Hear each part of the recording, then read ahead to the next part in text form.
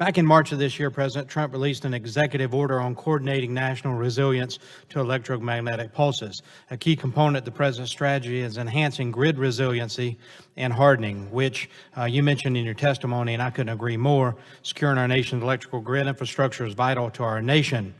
But down in Charleston, South Carolina, Clemson University, go Tigers, and private partners like Duke Energy have established the eGrid facility.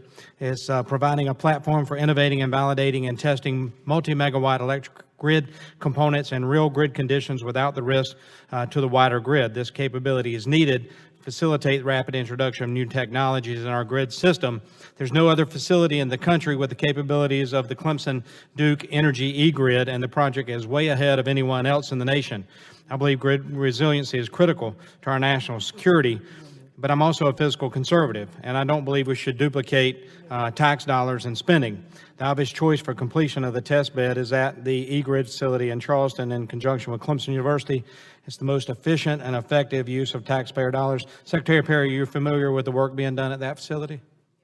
This North American energy reliability and resiliency model, I think it's a $30,000 program that I'm looking at here on, excuse me, 30 million. I missed it by a few zeros there. Have you visited that facility? No, sir, but I know it's Clemson University, and I know the Texas A&M, but I want to invite you to come. Texas A&M is playing Clemson this fall, so that seems like that might be a good time for me to come visit. What do you think, sir? I look forward to hosting you in South Carolina and hopefully down in Charleston for that. Been there before. I hope the outcome is different than it was the last time we were there. Right. I'm speaking from a Texas A&M perspective, of course, sir. Let me shift gears because I want you to come down to Charleston, and we're gonna make that happen because it's important for our nation. The threat of natural or man-made EMPs and just where our grid system is, this is a vital component. There's also a drivetrain facility, which you'll see, testing all of the wind turbines for all the dynamics that the wind can put on those. It's a neat facility. I was down there Tuesday, and you'll find it fascinating, and you'll understand how important that is to the nation. Just like H Canyon is at Savannah River Site. And I know, I think you visited the Savannah River site. H Canyon is chemical separation facility. It's vital to pit production.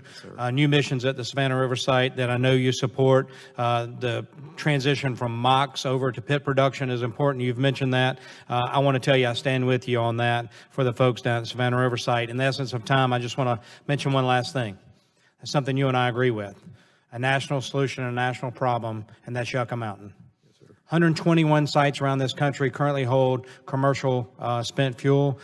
We also have defense waste sitting at places like Savannah River and Hanford. Yucca Mountain is the law of the land, and I support the Nuclear Waste Policy Amendments Act. I know you do as well. I look forward to working with you and John Shimkus and others to get Yucca Mountain back on track. And I want to give you an opportunity to comment on either Yucca Mountain or anything you'd like to for this last couple of seconds. Yes, sir. We spent $8 billion on Yucca Mountain. We spend $2 million a day keeping it right here. That's the plan right now. And I don't think that's what Americans want to see. I think they want to have a permanent repository. The law of the land today, you're correct, is Yucca. But we can't get an answer on whether Yucca is the right place or some other place is the proper disposal site unless we have the permitting process going forward. So not only so we can stand up in front of Americans and say we found a solution to this $2 million a day problem that we've got, but also here's our solution to it. Here are the sites that we need to look at. And we can't do that unless the permitting process at the NRC goes forward in DOE.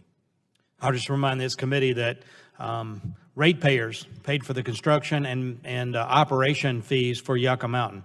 In South Carolina, that has amounted to $1.3 billion, not tax dollars, ratepayer dollars, and the same way in all the states.